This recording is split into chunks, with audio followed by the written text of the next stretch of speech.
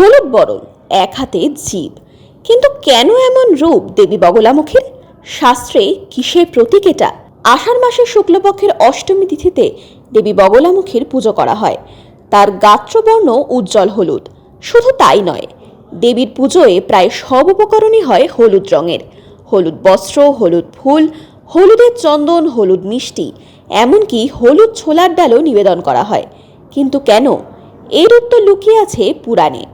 একসময় সমগ্র বিশ্বজুড়ে ভয়ঙ্কর ঝড় ও প্রলয়ের মতো বিপর্যয় নেমে আসে। আকাশ বাতাস জল সবকিছুই হয়ে ওঠে অশান্ত। দেবতারা তখন ভগবান বিষ্ণুর শরণাপন্ন হন এবং এই বিপদ থেকে মুক্তির জন্য প্রার্থনা করেন। ভগবান বিষ্ণু তখন হরিদ্রা সরোবর অর্থাৎ হলুদ বর্ণ পবিত্র হ্রদের তীরে কঠোর তপস্যায় বসেন। তার সেই তপস্যার ফলে আষাঢ় মাসের শুক্ল অষ্টমী তিথিতে সেই হরিদ্রা সরোবরের মধ্য থেকে স্বর্ণবর্ণ অর্থাৎ হলুদ আভায় দীপ্ত এক দেবীর আবির্ভাব ঘটে। তিনিই বগলামুখী। আবির্ভাবের পর দেবী তার স্তম্ভন শক্তি প্রয়োগ করে সেই প্রলয়ঙ্কর ঝড়কে থামিয়ে দেন।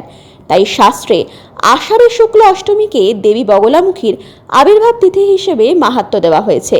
আর সেই কারণেই দেবীর আরাধনায় হলুদ রঙকে শুভ ও পবিত্র বলে মনে করা হয়। কিন্তু দেবী বগলামুখীর আরেকটি বিশেষ রূপ রয়েছে। তার হাতে ধরা থাকে এক অসুরের জীব। কেন জানেন? পুরাণে বলা হয়েছে মদানসুর নামে এক অসুর ব্রহ্মার কাছ থেকে এমন এক বর লাভ করেছিল যার ফলে সে যাই উচ্চারণ করত তাই সত্যি হয়ে যেত। এই অলৌকিক শক্তির অপব্যবহার করে সে দেবতা, ঋষি এবং সাধারণ মানুষের ওপর ভয়ঙ্কর অত্যাচার শুরু করে। অসহায় দেবতারা আবারও দেবী বগলামুখী শরণাপন্ন হন। দেবী যুদ্ধক্ষেত্রে আবির্ভূত হয়ে মদানাসুরের জীব চেপে ধরেন, তার বাকশক্তিকে স্তব্ধ করে দেন। ফলে ব্রহ্মার বর আর কার্যকর হয় না, মিথ্যে শক্তি যায় থেমে, প্রতিষ্ঠিত হয় ধর্মের জয়। এই কারণেই দেবী বগলামুখীকে প্রায়শই এক হাতে অসুরের জীব ধরে অন্য হাতে গদা তুলে আঘাত করতে উদ্যত অবস্থায় চিত্রিত করা হয়। তবে এই রূপ হিংসার প্রতীক নয়, এটি মিথ্যে, অন্যায়, দুর্ব্যবহার, কুবাক্য, অহংকারকে নিয়ন্ত্রণ করার প্রতীক।